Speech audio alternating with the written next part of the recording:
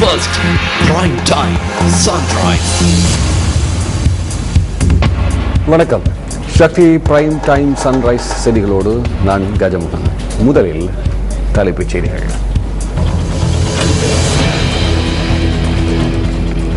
மாலத்தீவுகளின் ஜனாதிபதி அப்துல்லா யாமின் கயூம் மற்றும் ஜனாதிபதிக்கு இடையில் இன்று சந்திப்பு. கரைச்சி பிரதேச சபை தலைவர் தன்னிச்சையாக செயற்படுவதாக கிளிநொச்சி பொது சந்தையின் வியாபாரிகள் குற்றச்சாட்டு. பாகிஸ்தானில் யாத்திரிகளை ஏற்றிச் சென்ற பஸ்ஸில் இடம்பெற்ற வெடிப்புச் சம்பவத்தில் 22 பேர் பலி.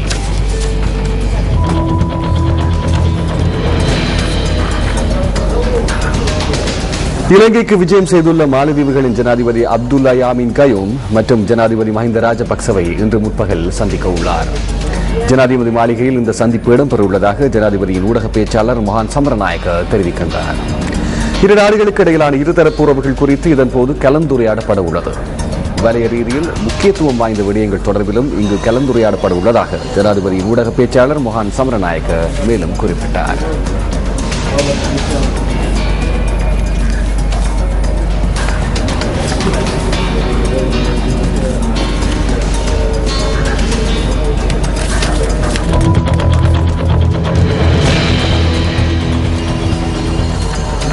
தமக்கு நியாயம் கிடைக்க வேண்டும் என வலியுறுத்தி கிளிநொச்சி பொது சந்தையின் வியாபாரிகள் நேற்று கடை அடைப்பு போராட்டத்தில் ஈடுபட்டனர். கரைச்சி பிரதேச சபை தலைவர் தன்னிச்சையாக செயற்படுவதாக இவர்கள் குற்றம் சாட்டுகின்றனர். தவிசாளரின் தன்னிச்சையான செயற்பாட்டின் மூலம் இங்குள்ள ஒரு கடை தனிநபர் ஒருவருக்கு வழங்கப்பட்டுள்ளதாக வியாபாரிகள் தெரிவிக்கின்றனர். நேற்று காலை முதல் இந்த போராட்டம் முன்னெடுக்கப்பட்டதுடன் கிளிநொச்சி போலீசாரின் தலையீட்டுடன் நிலைமை கட்டுப்பாட்டிற்குள் கொண்டுவரப்பட்டது. இந்த விடயம் தொடர்பில் கலந்துரையாடி ஓரிரு தினங்களில் சிறந்த முடிவு ஒன்றை வழங்குவதாக போலீஸ் உறுதியளித்த பின்னர் வியாபாரிகளின் வர்த்தக நடவடிக்கைகளை ஆரம்பித்ததாக எமது பிராந்திய செய்தியாளர் கூறுகின்றார்.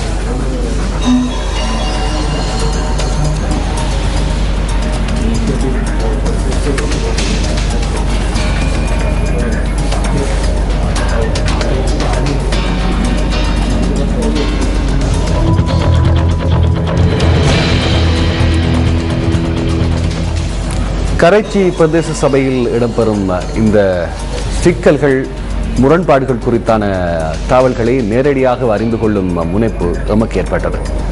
முதலில் நாம் இது தொடர்பான மேலதிக தகவல்களை அறிந்து கொள்வதற்காக கிளிநொச்சி வர்த்தக சங்கத்தின் செயலாளர் இயேசுராஜாவிடம் தொடர்பினை ஏற்படுத்துகிறோம். வணக்கம் இயேசுராஜா. வணக்கம் சார். என்ன நடைபெறுகிறது உண்மையில் அங்கே? என்னென்னு சொன்னால், இங்க நான் வர்த்தக சங்கத்தின் செயலாளராக இருக்கிறேன். அதனால இந்த கடைகள் 50 கிலோமீட்டர் இடம்பெயர்ந்து இந்த கடைகள் எல்லாம் அந்த லைன் மரக்கறி கடையாக இருக்கின்றது.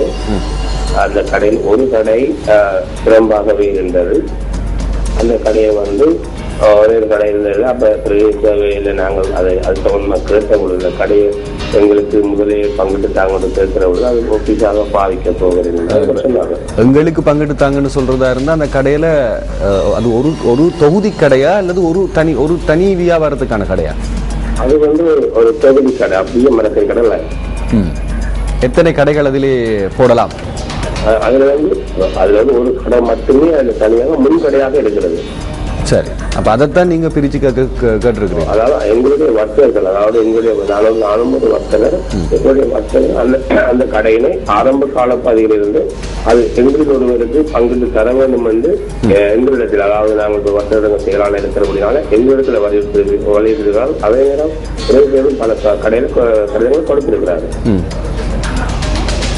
இப்ப ஒரு தனிப்பட்ட நபருக்கு அதை தனியாக பிரிச்சு கொடுத்துருவாங்க, அப்படியா?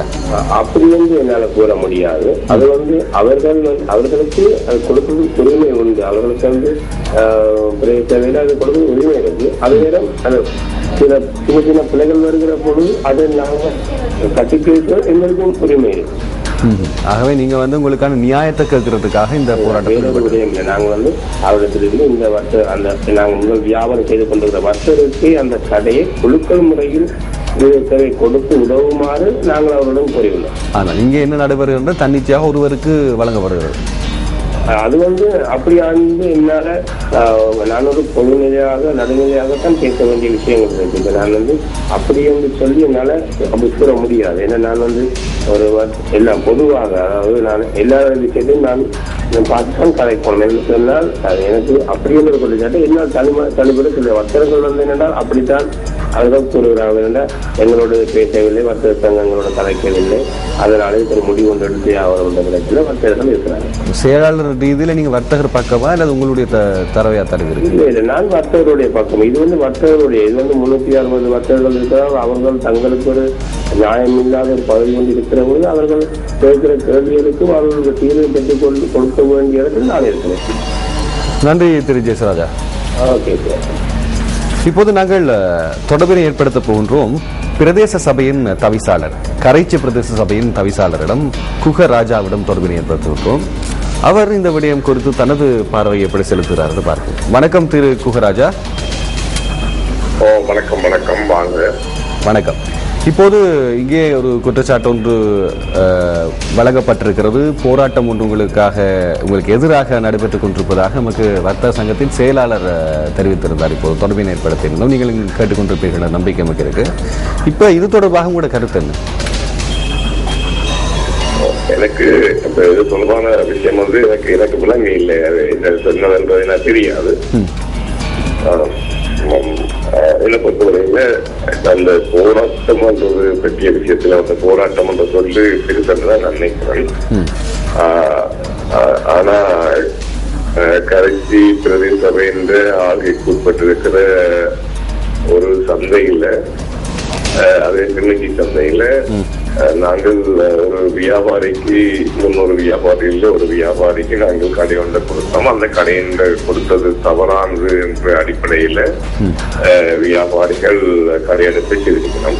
இப்ப இந்த தவறானது என்ற அடிப்படையில உங்களிடம் அவர்கள் இதை பற்றி முதலில் உரையாடினார்களா, இல்லாட்டி அவர்கள் எழுந்தமானதாக இந்த கடையடைப்பில் ஈடுபடுகிறார்கள்? எங்களுக்கு இந்த விடயம் தொடர்பாக இடையில துணை செயலாளர்கள் கதைச்சிருக்கிறேன். அந்த துணை செயலாளர்கிட்ட நாங்கள் இந்த கடையை வழங்க வேண்டும் என்ற விஷயத்தையும் அவர் ஒரு மாற்று திறனாளி என்ற அடிப்படையிலையும் ஏற்கனவே புனர்வாழ்வுக்கு போய் பாதிக்கப்பட்ட நிலையில அவர் என்ற வகையிலையும் அவர் ஒரு 5 பேரை கொண்ட குடும்பத்தை சார்ந்தவர் என்ற வகையிலையும் அவர் ஏற்கனவே அவருக்கு ஒரு கடை வழங்கப்பட்டு அது பொருத்தமான இடத்துல வழங்கப்படவில்லை என்று சொல்லி அவர் கல்லூரிவார்களுக்கு செய்தவர் என்றவர்கள் அவர்களுக்கு பொருத்தமான இடங்கள்ல வழங்கி அவர் இதற்கு பொருத்தமான இடம் கிடைக்கவில்லை என்ற வகையில் அவருக்கு வழங்கி இருந்த பொழுதும் அது தவறானது அல்லது அவர் அந்த மரக்க பகுதியில வழங்கினது தவறானது என்ற அடிப்படையில ஏற்கனவேயும் அந்த நடவடிக்கை தொடர்பாக பல்வேறு வாணிபத்தை சார்ந்தவர்கள் அதை தவறாக முறையில பார்த்ததால அவர்களும் அந்த பழைய இவருக்கு வழங்க வேண்டாம் என்ற ஒரு நிலைமை சொன்னது. அந்த நேரத்தில் அது அந்த நாங்கள் வழங்கின இடம் மரக்கடை தொகுதியில தான் அந்த கடை இருந்தது. அதே கடை திரும்பவும் 9 மாசங்களுக்கு பிறகு அவர் ஏற்கனவே இருந்த பொருள்களை விற்க முடியாம அவர் அதுல 3 லட்சம் ரூபாய் கிட்ட அந்த பொருள் எல்லாம் காலவதியாகி பழுதடைஞ்சு போன நிலையில திரும்பவும் நாங்கள் அவருக்கு அந்த இடத்தை மரக்கடை செய்கிறதுக்காக அவர் ஏற்றுக்கொண்ட கடைசி நேரத்தில் தந்த வறுமை காரணமாக ஏற்றுக்கொண்டதால நாங்கள் திரும்ப அவருக்கு அந்த இடத்தை வழங்கினாங்க. அப்ப வழங்கி அதற்கு அந்த இடத்தை வழங்கினதால அது அவையில் ஏற்றுக்கொள்ளாத நிலையில இந்த கடையெடுப்பை செய்வதற்கான ஏற்பாடு அந்த வர்த்தக நிர்வாகமும் வர்த்தகர்களோடு சார்ந்து இருக்கக்கூடியவர்களுமாக அந்த கடையெடுப்பை செய்திருக்கிறார்கள். இதற்கு பொறுப்பு வாய்ந்த அதிகாரி என்ற அடிப்படையில் நீங்கள் எந்த வகையான முடிவினை மேற்கொள்வதற்கு திட்டமிட்டிருக்கிறீங்க? எங்களை பொறுத்தவரையில நான் தலைவர் என்ற வகையிலேயே மற்றது எங்களுக்கு அங்கு சொல்லி ஒரு நிர்வாக கட்டமைப்பு இருக்குது சபை என்ற வகையில அந்த நிர்வாகத்தில் நான் இந்த பிரச்சனைகள் ஏற்படுகிற பொழுது மற்றது ஒரு சூழல் ஒரு பொதுவான நிலைமைகளின் பொழுது நான் சபையிலே அந்த விடயங்களை சொல்லுவோம். நாங்கள் சபையவர்களே அந்த விடயங்கள் பேசுகிற பொழுது அதில் பாதிக்கப்பட்டவர் என்ற வகையிலே இந்த அவருக்கு அந்த கடை வழங்கப்பட வேணும் என்ற அடிப்படையிலே தான் எங்களுடைய சபை அதுக்கான தீர்மானத்தை நிறைவேற்றியிருக்கிறது. ஆகவே இரண்டு தரப்பும் முரண்பாடுகளோடு தான் இருக்கிறது. ஆகவே முற்றுப்புள்ளி தொடர்வதற்கு இன்னும் நீண்ட காலம் செல்லும் என்று நீங்க நினைக்கிறீங்களா? இந்த கடை அடைப்பிடப்படுகிறது, உங்கள் தரப்பு அதற்கு எதிர்ப்பு பொறுத்தவரையில பிரதேச சபையினுடைய சட்டங்கள் என்பது ஒரு அதற்கான சட்ட வழக்குகள் உள்ளது. ஆனா வர்த்தகர்களை பொறுத்தவரையில வர்த்தகர்களுக்கு ஒரு நேரடியான தனித்தனி வகையான வர்த்தகர்களுடைய நேரடி நடவடிக்கைகளை பொறுத்தவரை அவர்களுக்கான பாதிப்புகள் ஏற்படுகிற பொழுது அவர்கள் அந்த விடயம் தொடர்பாக தனித்தனியான நடவடிக்கைகளை மேற்கொள்வதுதான் பொருத்தமாக இருக்கும். ஆனா ஒரு போராட்ட முறைமை அல்லது இவ்வாறான நடவடிக்கைகள் என்பது ஒரு நிர்வாக முறைமைகளையும் மற்றது பொதுவான நிலைமைகளில் ஒரு பிள்ளையான அந்த உணர்வூட்டங்களையும் ஏற்படுத்துகிற ஒரு சூழலாகத்தான் அது அமையும் நினைக்கிறோம். இருந்தாலும் கூட நாங்கள் ஒரு பிரதேச சபையினுடைய சட்டங்கள் என்றது அது ஒரு வலுவுள்ளதாக இருக்கின்ற பொழுது அதற்கான அதிகாரங்களின் அடிப்படையில சட்டம் வரையும் நீதிமன்றம் வரையும் கொண்டு செல்லக்கூடிய வாய்ப்புகள் இருந்தாலும் கூட இந்த பிரதேசம் ஒரு அழிஞ்சு போன ஒரு பிரதேசம், மிகவும் தன்னை கட்டுவதற்கான பிரதேசம், இதில் இருக்கிற வர்த்தகர்கள் எல்லாரும் பாதிக்கப்பட்டவர்கள் என்ற அடிப்படையில நாங்கள் இந்த டெண்டர் முறையை கூட, அதாவது கேள்வி முறையை கூட நாங்கள் அதை ஏற்படுத்தாத ஒரு சபையாகத்தான் இந்த இலங்கையில இருக்கிற சபைகள்ல எங்களோட சபை இருக்கு. நன்றி. நிர்வாக ரீதியா கூட இந்த டெண்டர் முறையை நாங்கள் செய்யாததால எங்களை மேலாண்மை செய்கிற அல்லது அதிகார மட்டத்தில் இருக்கிறவர்கள் கூட எங்களை பொறுத்தவரையில் எங்களை நிர்வாகிகளை பொறுத்தவரையில இந்த மூலம் பிழை என்றதையும் ஒரு வருமானத்தின் இந்த பக்கங்களை அவங்களை ஏற்படுத்துகிற பக்கங்களை ஏற்படுத்தாத ஒரு சூழல் இருக்கிற வகையால எங்களுடைய மேலதிகாரிகள், அதாவது உள்ளூராட்சி திணைக்களம் உள்ளிட்ட கணக்கு பகுதி உள்ளிட்ட அந்த ஓடித்தன் சொல்லக்கூடிய பகுதிகள் கூட இந்த முறையை, அதாவது நேரடியாக சந்தையில் இருக்கிற வர்த்தகர்களை பாதுகாக்கிறதுக்காக செய்யப்பட்ட இந்த முறைகள் கூட தவறானது என்று சொல்லுகின்ற இந்த பல்வேறு தடவைகளில் எழுத்து மூலமாக எங்களுக்கு வாங்கியிருக்கிற நேரங்களில் நாங்கள் இந்த வர்த்தகர்களுக்காக ஒவ்வொரு தனி மனிதர்கள் என்னுடைய பாதிப்பு, இந்த பிரதேசத்தினுடைய பாதிப்பு, அவர்களுடைய வாழ்வாதார பாதிப்புகளும் நாங்கள் கொண்டு அந்த முறைமையில இருந்து விடுபட்டு தனித்தனி நபர்களுக்கு உரிய கலைகளாக வழங்கி அது மாதாந்த அடிப்படையில வந்து. நன்றி குவராஜா, நீங்க கூற வருவது நமக்கு தெளிவாக புரியக்கூடியதாக இருக்கின்றது. ஆனால் இங்கே சக்தி நியூஸ் ஃபர்ஸ்ட் தொடர்ச்சியாக பார்வையினை செலுத்திக் கொண்டிருக்கும் இந்த விடயத்திலே பொதுமக்கள் ஒருபுறம், பொதுமக்களுக்கான தேவை வர்த்தகர்களுக்கு, அதே நேரம் வர்த்தகர்களுடைய சுதந்திர செயற்பாடும் ஒருபுறம், இருதரப்பும் ஒன்றிணைக்கும் போதுதான் சமூகத்தின் வளர்ச்சி தெரியும் என்பது இங்கே இருக்கக்கூடிய அதிகாரிகள், அதிகார வர்க்கத்தினர் சகலருக்கும் புரியும். எதிர்பார்க்கின்றோம் ஒரு சிறந்த முடிவு நியாயமான ரீதியில் எட்டப்பட வேண்டும் என்று.